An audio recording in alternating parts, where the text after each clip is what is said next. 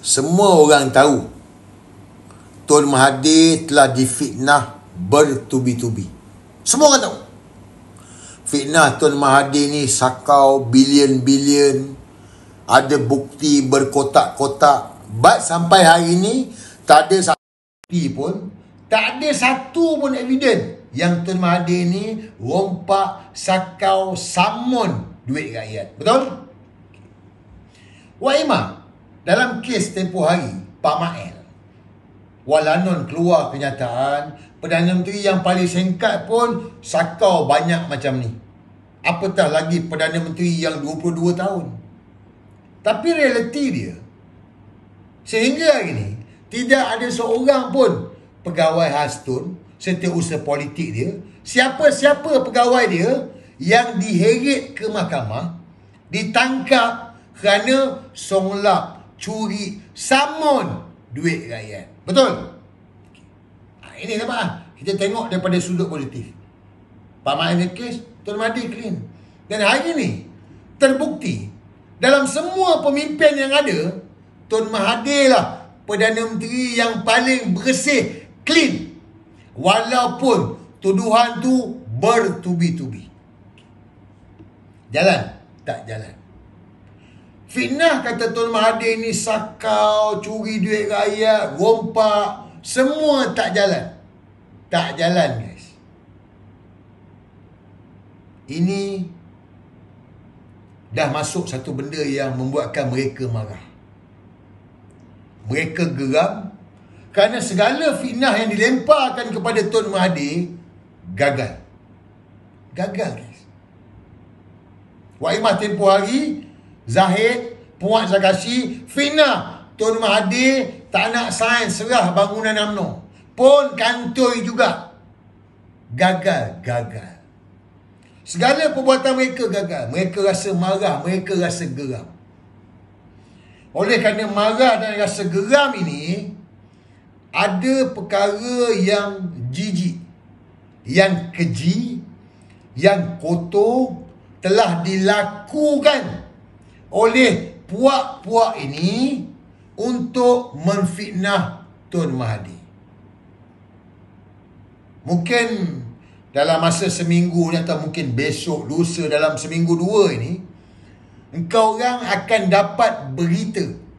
Engkau akan dapat audio suara, engkau akan dapat video. Fitnah yang dilakukan ke atas Tun Mahathir. Oleh siapa?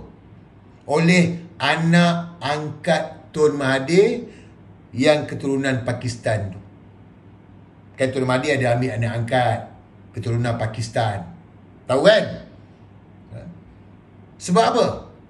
Sebab pihak yang fitnah Tun Mahathir ni dah terdesak. Oleh kerana dah terdesak, dia gunakan di kalangan keluarga Tun Mahathir untuk serang Tun Mahathir, untuk fitnah Tun Mahathir. Supaya kita ni, rakyat ni semua percaya, oh betul lah, dia ni anak Tun Mahathir, dia anak angkat. Dan dia ada sakit mental.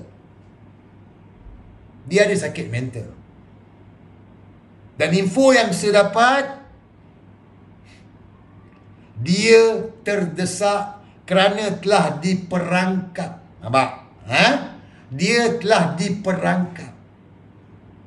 Kalau dia nak selamat, dia kena serang bapa angkat dia sendiri.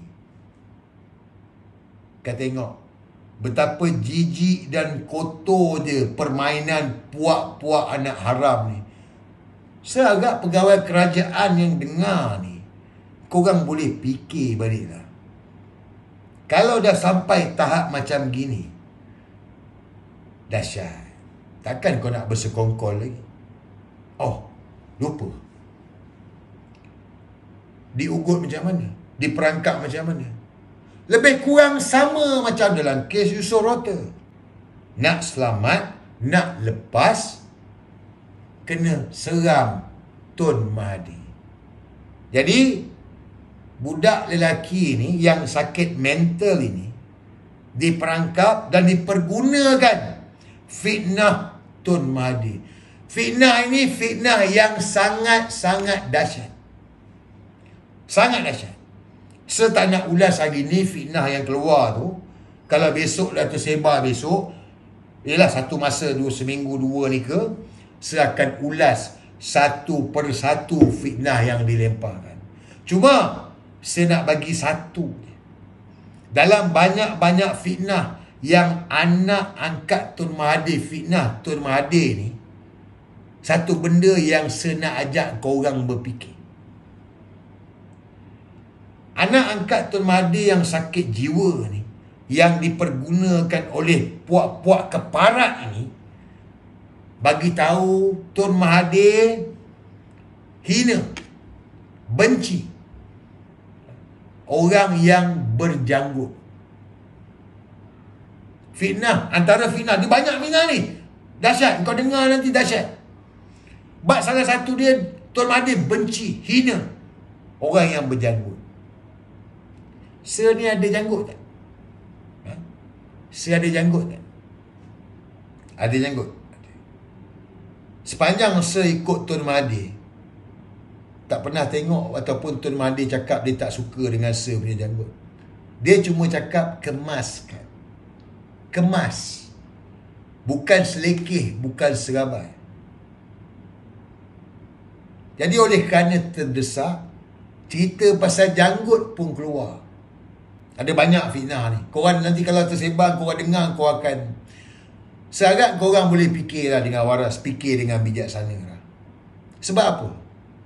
Why now? Why now? Kenapa sekarang keluar cerita fitnah Tun Mahathir? Saya nak ajak korang berfikir dengan bijaksana. Kalau sampai berita tu besok pada korang, matikan berita tu. Jangan kita sebarkan. Kalau orang bertanya, jawablah dengan bijaksana.